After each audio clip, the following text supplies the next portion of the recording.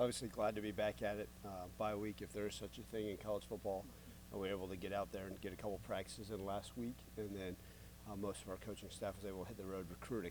It's exciting. The brand, the national brand of Memphis football is out there, and it's talked about throughout our country, and a lot of people, high school recruits and coaches, are very, very excited about what's going on and the future of this program. So that was a lot of fun, but always glad to be back and back at it and practicing. Today, obviously, with a focus on South Florida, and excited to move forward. You know, obviously the questions about the possible hurricane. First and foremost, our prayers are with anybody that may be affected by this storm. And then secondly, we will make great decisions, obviously based on the safety of our student athletes. That will always be our number one focus in everything we do. And so we'll be mindful of that moving forward. But the administration's doing a great job of having those conversations. And you know, our job as a program is to keep our guys focused on the task at hand. And if they ask us to adjust accordingly, we will. But like I said at the beginning of that, the safety of our student athletes is always going to be our number one concern. So as things come up, we'll make sure we share those with you, good, bad, or indifferent. But excited to continue a week of practice versus a very, very tough South Florida team. We know how potent their offense has been. It's one of the fastest tempo offenses in all of college football. They've got a ton of weapons. Like I said, even last time, their defense is much improved. You look at what they did versus Alabama, going into the fourth quarter, a one-point game, lined up versus Miami and went hand-to-hand with them for almost the entire game. So they're very, very capable, and it's an away game on national television, which we're quite excited about on a Friday night in an NFL stadium. So, look, we're going to have a great week of preparation, but excited to move forward in the right direction. Are you aware of any of the specific contingencies that are being discussed? I'm not. The administration's handling all that stuff. So, you know, as we know, it's all a go until they tell us differently. And, you know, whether it was during the COVID times, I've been a part of when we played at Central Florida and we got off the plane, got on the buses and said, hey, let's get back on the plane and fly back home. So, again, as long as our guys are safe, we'll be unflappable in whatever changes may have to occur. Just a hypothetical, coach. Any questions about that as far as, you know, hey, they're aware that the hurricane's out there? Yeah, I think they're not totally blinded by what may be out there, but our guys have been great. Like I said, you know, when I talk about the blinders, it's okay, the focus on it does us no good to worry about that right now at a practice, and we're going to, you know, if we have to have dialogue with their families to let them know that what may be occurring, we will. But again, until we have further information, it does us no good to sit here and panic and say, what if? Our operations crew, our people do a wonderful job. If something has to change the plans, we'll be ready. But at this point right now, here in Memphis, all we can do is, you know, pray for those that may be affected and have great practices and focus, assuming we're playing Friday night versus South Florida in Tampa. Just a hypothetical.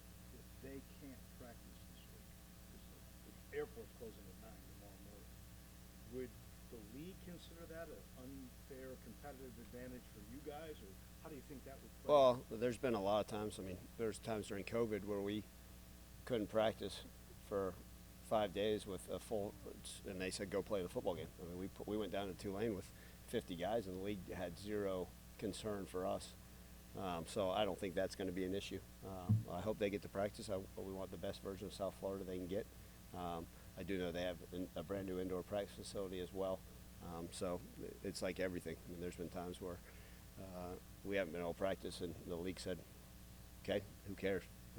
Go find a way to play the football game. So I hope they have the opportunity to practice, and more than anything, right? I want it to be a game where everybody had, you know, all the weapons and able to go out there and play a full game of football on a national television audience.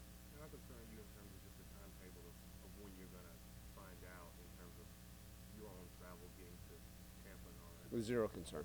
There's absolutely nothing I can do about it standing here today. Like I said, we've got guys that are doing a great job, a wonderful staff that will be ready if we do have to alter our travel plans. But sitting here today does us no good. And then, look, as a leader of this program, I can't have, oh my gosh, when's it? Man, I've going through everything I go through, and you guys have heard me share the story, and I'm not getting off on a tangent, but I was with the Vikings when the dome collapsed. And we were supposed to go play a football game, and the dome collapsed. And they came and said, hey, you're no longer playing a game in your own stadium. We'll go home, and we'll let you know in the next 8 hours what's going to happen. Then we traveled to Detroit and played a Monday night game a home game for us with the Vikings in Detroit versus the Giants on Monday Night Football. I was in that very same year.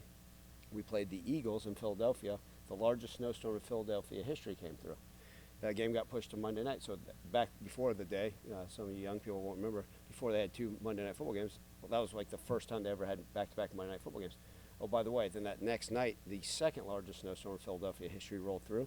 So then it got pushed to Tuesday night. We played the first Tuesday night football game in 50 years. You got to adapt and adjust, no different than it was with COVID. Natural disasters, all those different things, very scary, and we're not going to take those lightly.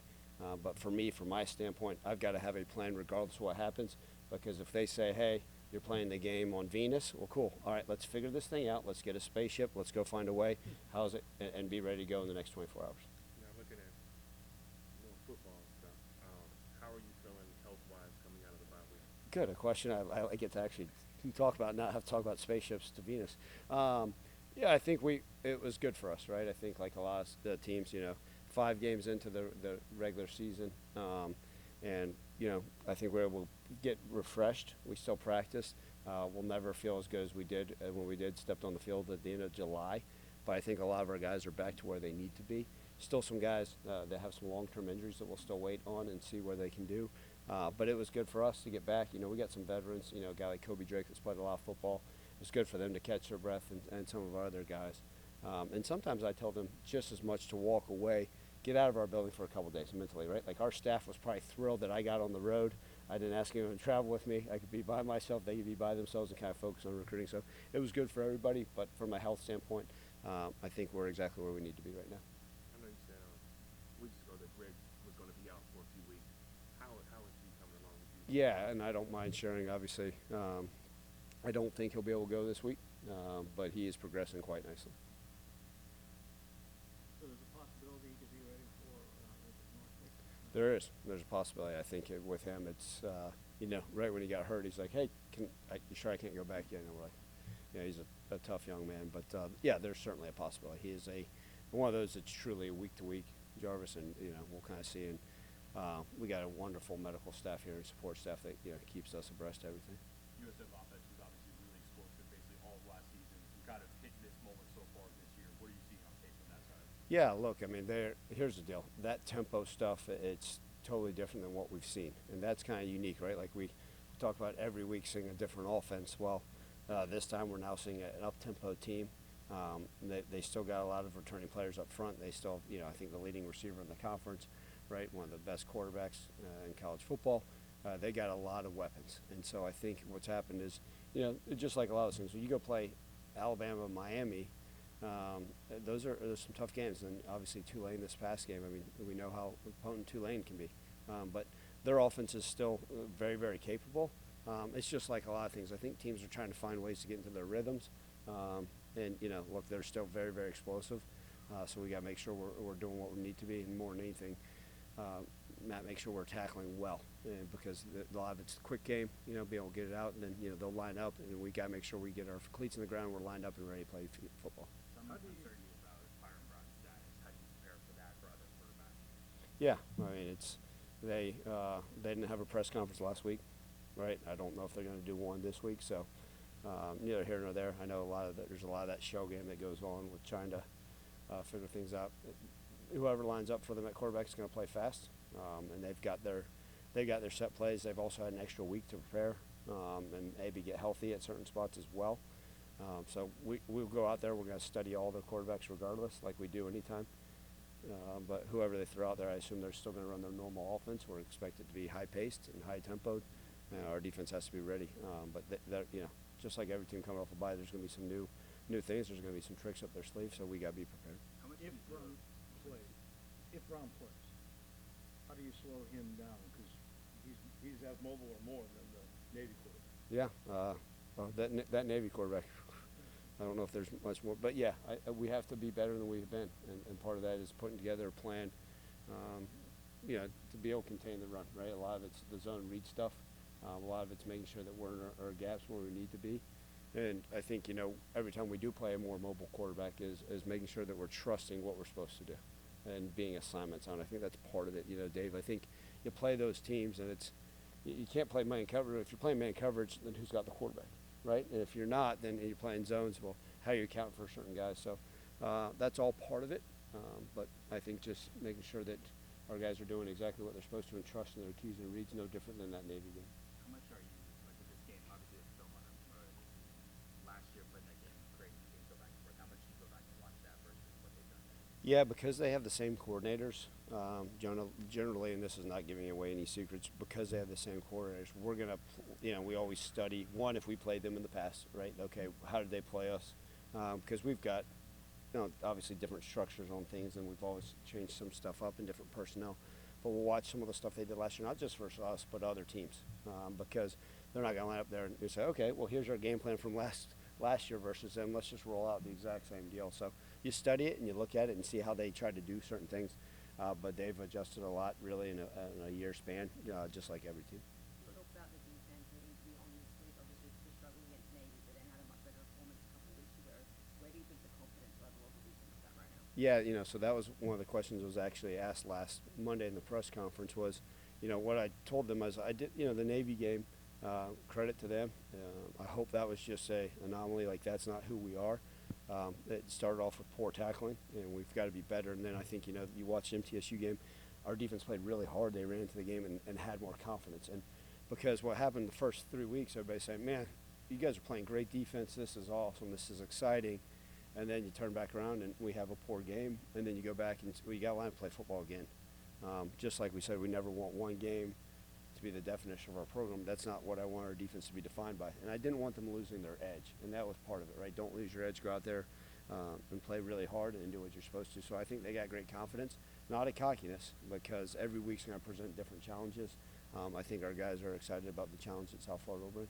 But you talk about coming off a bye week, having successful played well. They're coming off a bye week.